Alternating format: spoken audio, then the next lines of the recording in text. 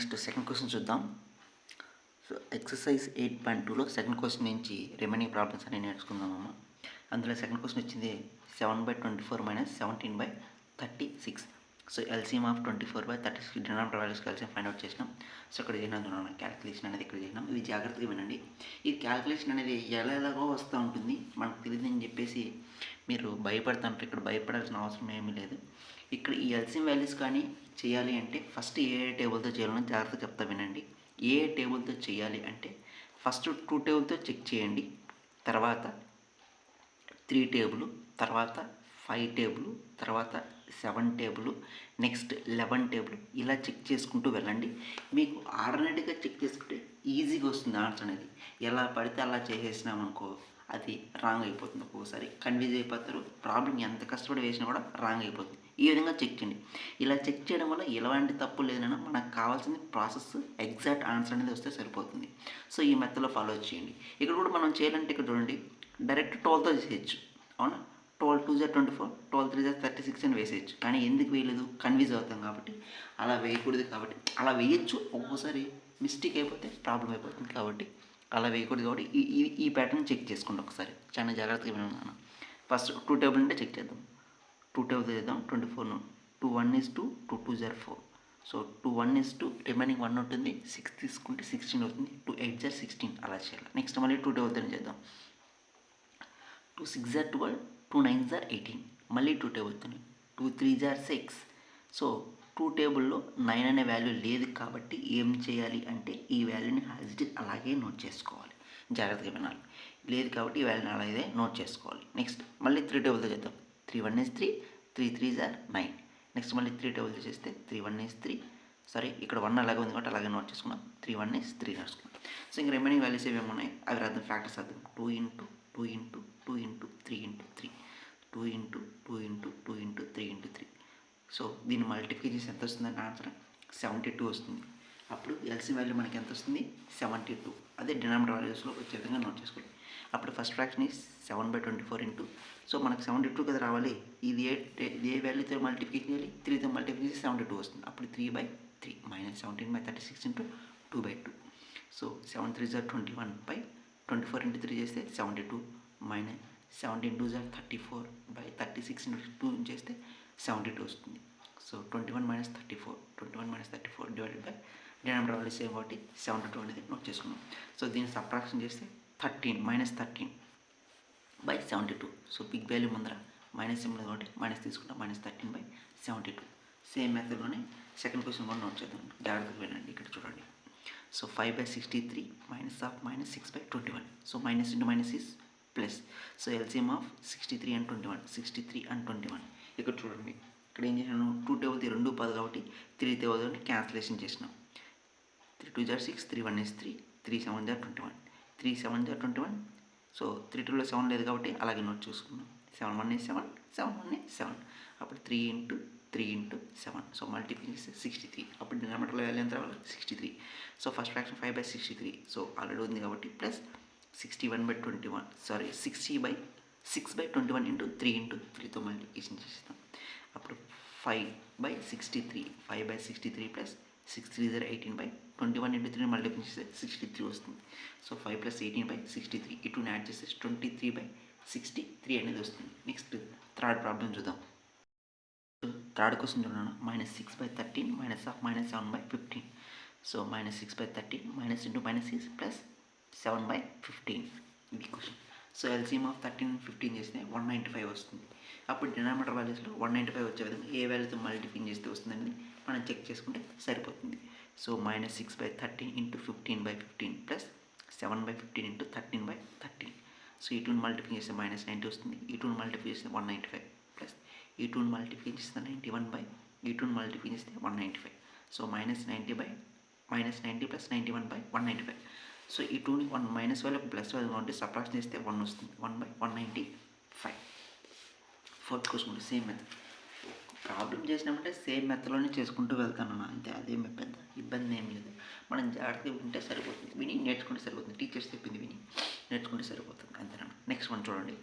-3/8 -7/11.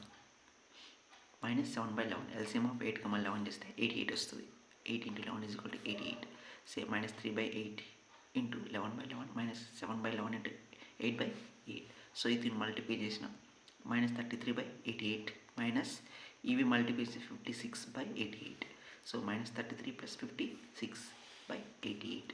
So ఇక్కడ రెండు minus values ఉన్నాయి కాబట్టి 2 మైనస్ వాల్యూస్ ఉంటే ఏం చేయాలంటే యాడ్ చేయాలి. యాడ్ చేస్తే minus 89 by 88. So minus 89 by 88 అనే ఆన్సర్ వస్తుంది. నెక్స్ట్ వన్ మోర్ ప్రాబ్లం చూద్దాం. ఇవన్నీ జాగ్రత్తగా నోట్ చేసుకుందాం. ఇంకో ప్రాబ్లం చూడండి. -2 1/9 -6. So 9 into 2 plus 1/9 -6. 9 2s are 18 plus 1/9 -6. 18 plus 1 is 9. 19 by 9. So 18 plus 1 is 19 by 9 minus 6. So LCM of 9, 1 is 9. So దీన్ని as it is ఇలాగే నోట్ చేసుకుందాం. -6 by 1 into 9 by 9. సో దీన్ని మల్టిప్లై చేస్తే -19 by 9 minus 6 9 54 by 9. సో రెండు minus values ఉన్నాయి కాబట్టి వీటిని add చేస్తే 73 by 9 అనేది వస్తుంది. ఇది second question answers. Next third క్వశ్చన్లోకి వెళ్దాం. Find the product. Product mean ఇక్కడ మల్టిఫికేషన్ అండ్ మీనింగ్ అని గుర్తుపెట్టుకోవాలి. మన మ్యాథ్స్లో ప్రోడక్ట్ అంటే మీనింగ్ ఏంటంటే మల్టిఫికేషన్ చేయాలి, అంటే ఫ్రాక్షన్స్ని మల్టిఫికేషన్ చేస్తే సరిపోతుంది. ఇక్కడ ఫ్రాక్షన్ మల్టిప్లై చేయాలంటే సింపుల్, ఏం లేదన్నా ఫ్రాక్షన్ మల్టిప్లై చేయాలంటే న్యూమరేటర్ వాల్యూను న్యూమరేటర్తోనే మల్టిప్లికేషన్ చేయాలి, డినామినేటర్ వాల్యూను డినామినేటర్తోనే మల్టిప్లికేషన్ చేయాలి, సింబల్తో సహా మల్టిప్లికేషన్ చేయాలి. ఇది జాగ్రత్త గుర్తుపెట్టుకోవాలి, అంతకు మించి ఏం లేదు. ఫస్ట్ వన్ చూద్దాం. 9/2 into -7/4. So 9/2 into -7/4. So numerator value, this is the numerator value, this is the denominator value, this is the numerator value and this is the denominator value. Numerator వాల్యూను న్యూమరేటర్తోనే మల్టిప్లికేషన్ చేయాలి, denominator వాల్యూను డినామినేటర్తోనే multiplication సరిపోతుంది. So 9 into 7, 9 into 7/2 into 4. So plus into minus, 9 7 63 by 2 4 8. ఇది 2 4 8. ఇది third క్వశ్చన్లో first one answer. Next second one చూద్దాం. చూడండి సెకండ్ క్వశ్చన్ చూడండి. 3/10 into -9.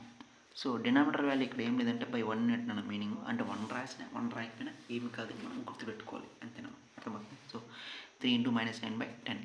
So plus into minus 3 9 27 by 10. ఇది answer. Next question. -6/5 into 9/11.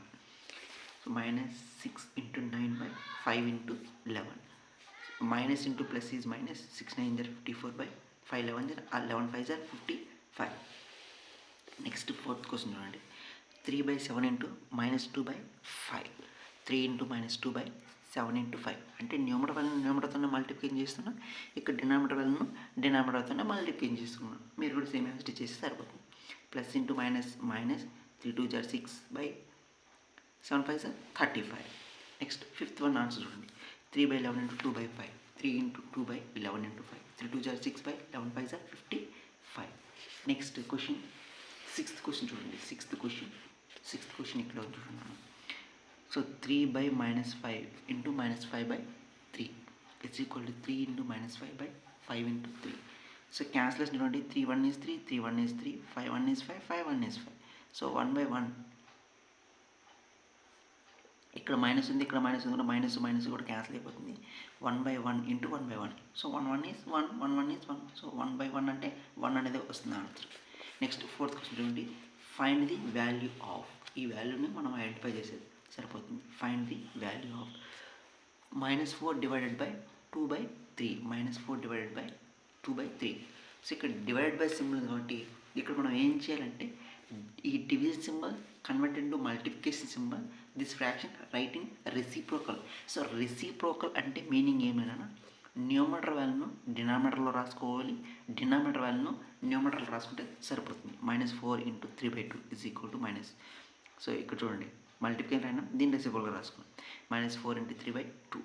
So 4 3 0 -12/2 cancellation చేస్తే ఇక్కడ ఏమొస్తుందంటే -6. ఇక్కడ కనపడలేదు, ఇక్కడ ఏమొస్తుందంటే -6 అనేది వస్తుంది. సెకండ్ వన్ చూడండి. -3/5 divided by 2. -3/5 division symbol multiplication సింబల్గా రాసుకున్నాం. ఇక్కడ డినామినేటర్ ఏం లేదంటే బై 1 మీనింగ్ 1/2 రాసుకున్నాం. So -3 into 1/5 into 2. So multiplication చేస్తే -3/10 వస్తుంది. Same third one also -4/5 divided by -3. -4/5 division symbol multiplication symbol రాసుకున్నాం, దీని రెసిప్రోకల్ రాసుకున్నాం. క్యాల్కులేట్ చేస్తే 4/15 వస్తుంది. సో ఇక్కడ మైనస్ ఇంటూ మైనస్ ప్లస్ అయిపోతుంది కాబట్టి 4/15 వస్తుంది. సింబల్ దగ్గర చదవండి, జాగ్రత్తగా గుర్తుపెట్టుకో. Next fourth one. -1/8 divided by 3/4. So 1/8 into 4/3 cancellation చేస్తే -1/6 వస్తుంది. సో క్యాలిక్యులేట్ చేసి క్యాన్సిలేషన్ చేస్తే -1/6 వస్తుంది. నెక్స్ట్ అదే మాదిరి 5th క్వశ్చన్ కూడా చూడండి. 5th question, 6th question, 7th question. So ఈ ప్రాబ్లమ్స్ అన్ని వేసేసాను, జాగ్రత్తగా మీరు నేర్చుకున్నాను. సో 7th వన్ చూడండి. 3/13 divide by -4/65 is equal to, దీన్ని రెసిప్రోకల్గా రాసుకున్నాం, క్యాలిక్యులేట్ చేసిన 15/-4 అనేది వచ్చింది. సో ఇవి నేను ఈ ఎక్సర్సైజ్లో ఉన్న 8.2లో ఉన్న all questions and answers. So జాగ్రత్తగా రాసుకొని నేర్చుకున్నాను. సో ఈ వీడియో మీకు యూజ్ అయ్యింది అంటే ఒక లైక్ చేయండి. సో మన ఛానల్ని సబ్స్క్రైబ్ చేయండి.